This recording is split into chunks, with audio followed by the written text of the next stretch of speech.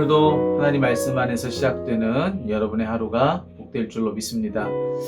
자, 우리 대림절 묵상의 대장정 이제 거의 막바지에 다다르고 있습니다. 총 28일간의 대장정이었는데요. 오늘 26일째 묵상의 날이 되겠습니다. 자, 오늘 이 말씀 안에서 우리에게 어떤 음성 들려주시는지 오늘도 기대하는 마음으로 말씀 앞에 서겠습니다. 자, 이 말씀이 우리를 찾아오시는 주님이시라 믿고 주님을 영접하듯 오늘 이 말씀을 받겠습니다.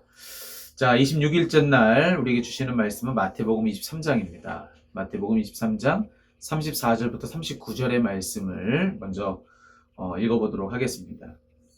그러므로 내가 예언자들과 지혜 있는 자들과 율법학자들을 너희에게 보낸다.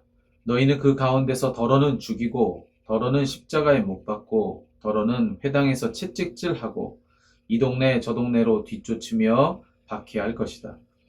그리하여 의인 아벨의 피로부터 너희가 성소와 제단 사이에서 살해한 바랴갸의 아들 사가랴의 피에 이르기까지 땅에 죄 없이 흘린 모든 피가 너희에게 돌아갈 것이다. 내가 진정으로 너희에게 말한다. 이 일의 책임은 다 이 세대에게 돌아갈 것이다. 예루살렘아 예루살렘아 예언자들을 죽이고 내게 파송된 사람들을 돌로 치는구나. 암탉이 병아리를 날개 아래에 품듯이 내가 몇 번이나 내 자녀를 모아 품으려 하였더냐. 그러나 너희는 원하지 않았다. 보아라, 너희의 집은 버림을 받아서 황폐하게 될 것이다. 내가 너희에게 말한다. 너희가 주님의 이름으로 오시는 분은 복되시다 하고 말할 그때까지 너희는 나를 다시는 못 볼 것이다. 아멘. 자, 여러분 오늘 이 말씀 안에서 여러분은 어떤 묵상을 하셨습니까? 오늘 이 말씀을 읽어보면 참 무섭습니다. 무서운 이야기가 이 안에 기록이 되어 있어요.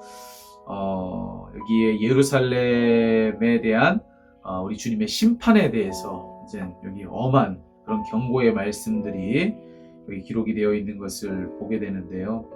그 예루살렘이 정말 오늘 말씀의 표현대로 버림받은 황폐한 집처럼 될 것이다. 그런 말씀을 이 말씀 안에서 우리에게 이야기해주고 있는 거 아니겠습니까? 그러지 않게 하기 위해서 얼마나 많은 사람을 얼마나 많은 하나님의 사자들을 그곳에 보내셨는가. 그런데 예루살렘의 그곳 모든 사람들은 그들을 도리어 박해하고 핍박하고 죽였다. 그러므로 내가 이제 그 땅을 심판하고자 한다. 이제 그런 내용들이 여기에 기록이 되어 있는 겁니다. 자, 무시무시한 아주 무서운 내용이 여기 기록이 되어 있지만 오늘 이 책자의 오늘의 묵상이라고 하는 여기 묵상 글에도 기록이 되어 있듯이 저도 비슷한 묵상을 한번 해봤습니다. 여기에 참 무서운 내용이지만 오히려 여기서 주목하게 되는 것은 주님의 사랑이다 라고 하는 것입니다. 아주 역설적이죠. 아주 너무나도 무서운 얘기지만 도리어 여기서 묵상하게 되는 것은 주님의 사랑이다. 자, 왜 그런가? 여러분 여기에 말씀해 보니까 이 예루살렘 땅이 이제 겪게 될 그 무시무시한 그 심판, 그 심판은 무엇의 결과라고 이야기하고 있는가? 오늘 이 성경을 보니까는 앞서도 얘기했듯이 우리 주님께서, 우리 하나님께서 그 땅을 위해서, 그 땅의 사람들을 위해서 정말로 많은 사람들을 보냈다. 그렇게 이야기하고 있죠. 예언자들을 보냈고 지혜 있는 자들을 보냈고 율법학자들을 보냈다. 이제 그렇게 얘기를 했어요.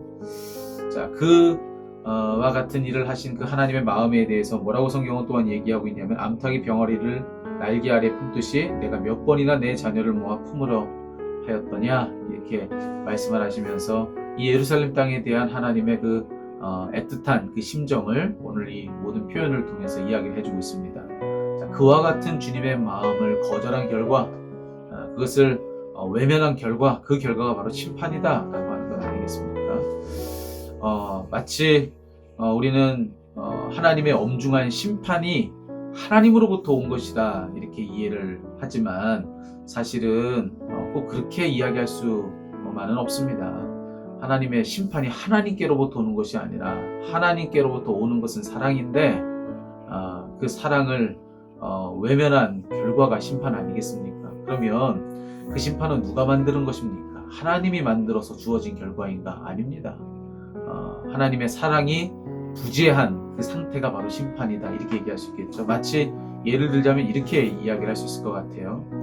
어둠이라고 하는 것이 과연 실제 하는 것이냐? 그렇지 않다라고도 이야기할 수 있을 것 같아요. 어떤 신학자가 또 그렇게 이야기했다고 하는 기억이 있는데요. 어둠이라는 것은 뭐냐? 그 자체로 실제 하는 실존이 아니라 빛의 부재일 뿐이다. 빛이 없는 결과가 어둠이다. 실체로서 존재하는 것은 빛이고 그것이 없는 결과가 어둠일 뿐이다. 어둠 그 자체는 실체가 아니다라고 하는 것이죠. 비슷한 이해를 해볼 수가 있을 것 같아요. 심판이 하나님께서 우리에게 주시는 어떠한 하나님의 일하심의 결과냐? 그렇지 않다. 하나님이 우리에게 하시는 그 일은 오롯이 무엇이냐? 사랑이다. 그 사랑의 부재로서 우리가 누리는 현실이 그저 심판일 뿐이다. 이와 같이 참으로 혹독한 그런 현실인 거 아니겠는가? 이렇게 생각해 볼 수가 있는 것이죠.